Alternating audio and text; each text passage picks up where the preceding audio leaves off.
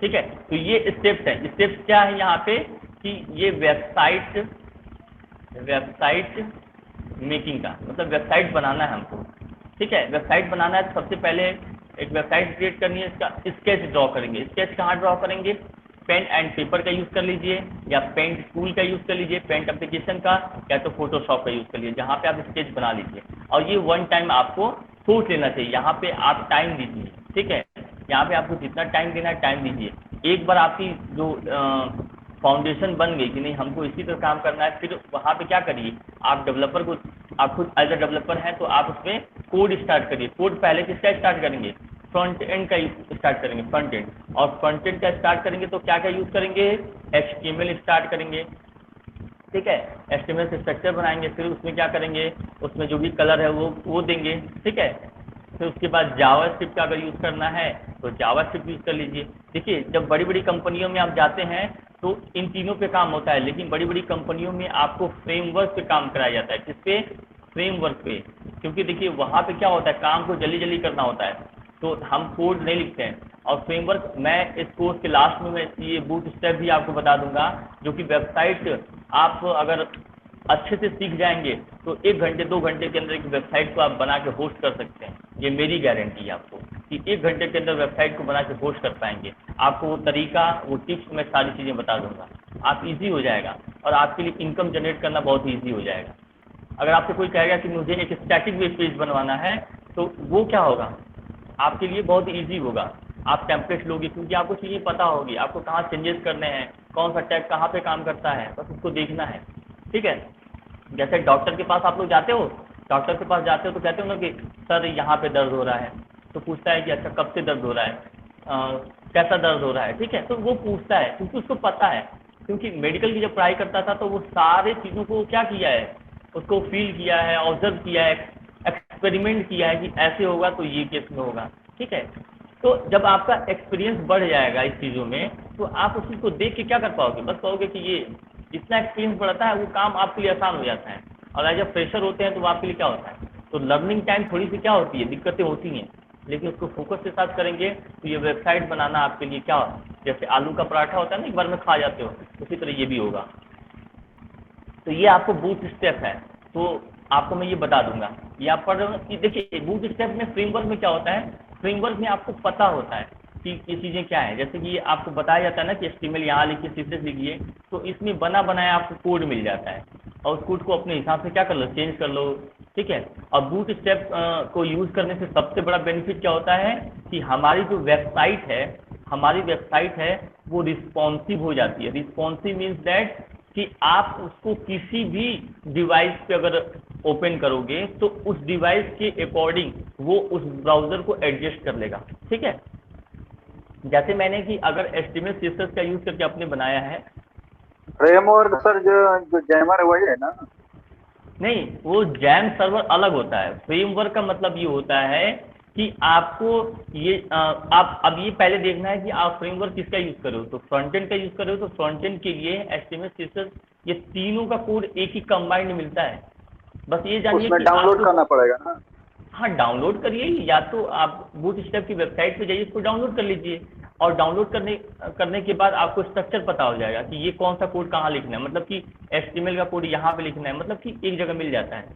जैसे आप कहीं जाते हो तो आपको पता चल जाता है ना कि ये सेक्शंस, जैसे होटल में तुम आप गए तो ये कहोगे कि नहीं ये मेन का कमरा है, ये ओमेन का कमरा है, तो ये एक स्ट्रक्चरिंग आपको मिल जाती है। और यहाँ पे आप खुद स्ट्रक्चर बनाते हो जब HTML जैसे जावास्क्रिप्ट है। इसीलिए मैं आपको बार बार कहता हूँ, क्या कहता हूँ कि आप एक फोल्डर बनाइए, HTML की फाइल अगर बना रहे हैं तो HTML का फोल्डर बनाइए। उसी तरह सब स्ट्रक्चरिंग आपको यहाँ पे सिखाई जाती है, क्योंकि आप बड़ी बड़ी कंपनियों में जब जाओगे ना तो वहाँ पे line of 1000 line of code, 2000, 20,000 code मिलेगा आपको। तो इससे क्या होगा, आपको थोड़ा सा डिबग करना, कोड करना थोड़ा डिफिकल्टी होगी। इसलिए मैं इसी लेवल पे आपको समझाता रहता हूँ कि आप फोल्डर बनाओ, फोल्डर मैनेजमेंट करो, फाइल मैनेजमेंट करो। आप फोल्डर में जैसे कि HTML का जो पेज बनाया 1.html 2.html तो जितनी भी होगी उसका एक फोल्डर बना के रख लीजिए। CSS का जितना बना उसका फोल्डर बना के रख लीजिए।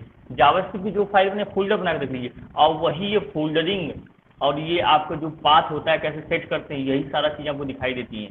और सबसे बड़ा एडवांटेज हो जाता है कि ये जो कोड लिखा होता है ये वेबसाइट रिस्पॉन्सिव बन जाती है। मीन्स दैट कि अगर छोटा भी फ़ोन पे, मतलब छोटी स्क्रीन के फ़ोन पे भी अगर उसको ओपन करेंगे तो उस स्क्रीन के साइज पे वो एडजस्ट होकर आपको दिखाई देगा, वहाँ पे कोई भी डेटा आपका कटेगा नहीं, ना मिस होगा। तो इसका हम आपको एक्सपेरिमेंट कराएंगे, उसका एक फील होगा तो आपको होगा कि नहीं सर बूट स्टेप तो बहुत अच्छी चीज़ है, इसका यूज़ करके तो हम वेबसाइट फटाफट बना लेंगे। ठीक है, बट आप जब सीखते हैं करते हैं तो हमें बेसिक सीखना चाहिए, क्योंकि फाउंडेशन अगर मजबूत हो ना तो फिर तो हम सब कुछ हिला देते हैं। ठीक है, आप देखिए 4 स्टेप में क्या करना है आपको। जैसे आपने फ्रंट एंड तैयार कर लिया तो फ्रंट एंड तैयार करने के लिए आपको बैक एंड भी तैयार करना पड़ेगा, बैक एंड। ठीक है, बैक एंड की कोडिंग करनी पड़ेगी। तो बैक एंड की कोडिंग करने के लिए बहुत सारी लैंग्वेजेज हैं, जैसे PHP है, जावा है, पाइथन है, रूबी है, बहुत सारी लैंग्वेज आपकी मिल जाएंगी।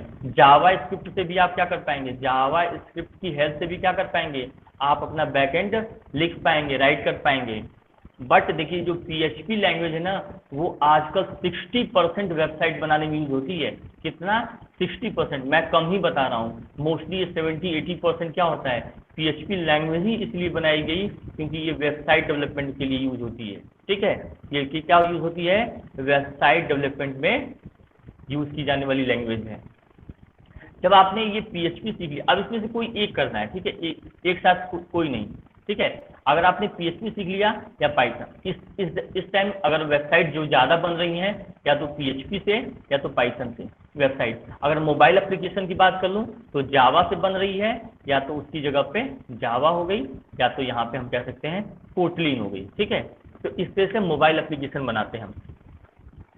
जब आपने ये सब सीख लिया तो उसके बाद अब आता है आपका काम क्या, डेटाबेस का। क्या काम आता है, डेटाबेस का। और देखिए डेटाबेस एक्चुअल होता क्या है, जहाँ पे आप उस वेबसाइट से रिलेटेड डेटा को सेव रखते हैं, डेटा को क्रिएट करके रखते हैं वहाँ पे उस हिसाब से। जैसे कि अगर लॉग रजिस्ट्रेशन कोई पेज कर, जैसे कि आप कोई फॉर्म फिल करते हो तो वो डेटा कहाँ जाता होगा, जहाँ पे फॉर्म फिल करते हो उनके डेटाबेस में चला जाता होगा। तो वो डेटाबेस को भेजने का काम कौन करता है, ये बैकएंड करता है। बहुत ही इंपॉर्टेंट ये सारी चीज़ें आपको बताई जा रही हैं, ये गोल्डन स्टेटमेंट सब चीज़ें हैं, ये स्टेप जो भी है गोल्डन स्टेटमेंट है। ठीक है, तो डेटाबेस में क्या है, जो डेटाबेस आप पढ़ेंगे PHP के साथ उसको पढ़ेंगे आप कौन सा, MySQL। क्या पढ़ेंगे, डेटाबेस MySQL। और इस डेटाबेस से क्या करेंगे, इस डेटाबेस से अगर आपको क्या करना है, कम्युनिकेट करना है, जैसे बात करना है, कुछ क्वेरीज फायर करनी है तो आपको SQL पढ़ना पड़ेगा। जैसे कंप्यूटर में प्रोग्राम बनाने के लिए आप पाइथन का यूज़ कर रहे हैं, C का यूज़ कर रहे हैं कि कंप्यूटर से हम 2 नंबर को ऐड करा लें, एवरेज निकाल लें, ठीक है, हेलो वर्ड प्रिंट करा लें। तो इसी तरीके से डेटाबेस में क्या होता है, वो रिलेशनल डेटाबेस मैनेजमेंट सिस्टम करते हैं, उसको क्या बोलते हैं, RDBMS।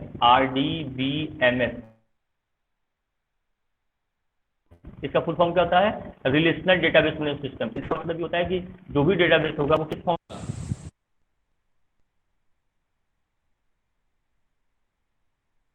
फॉर्म में होगा, टेबल के फॉर्म में होगा। टेबल, और टेबल में क्या होता है, row and column, row and column. ठीक है, रो एंड कॉलम होते हैं। तो डेटा को हम इनमें स्टोर करते हैं, टेबल के फॉर्म में स्टोर करते हैं डेटा। ठीक है, अब जब इतना आपने काम कर लिया तो ये वेबसाइट आपकी कंप्लीट मानी जाती है। क्या हो गई, ये वेबसाइट आपकी क्या हो गई, कंप्लीट हो गई। अब कंप्लीट करने के बाद आपको क्या चाहिए, एक वेब सर्वर चाहिए, वेब सर्वर। ठीक है, अब देखिए ये जो आपका PHP है इसको रन करने के लिए आपको वेब सर्वर सर्वर से सबसे पहले यहाँ लिखते हैं सर्वर। ठीक है, यहाँ पे क्या चाहिए, सर्वर। ये होता है, मैंने बताया था क्लास में, लोकल सर्वर। ठीक है, local server and global server. ठीक है, ग्लोबल सर्वर। ठीक है, लोकल का मतलब होता है, जैसे लोकल के अंदर ये चिन्ह बता रहे थे, लोकल के अंदर XAMPP आता है, XAMPP जो आपकी मशीन पे रन करता है। और ग्लोबल सर्वर में आपके जैसे GoDaddy, ठीक है, GoDaddy, होस्टिंजर।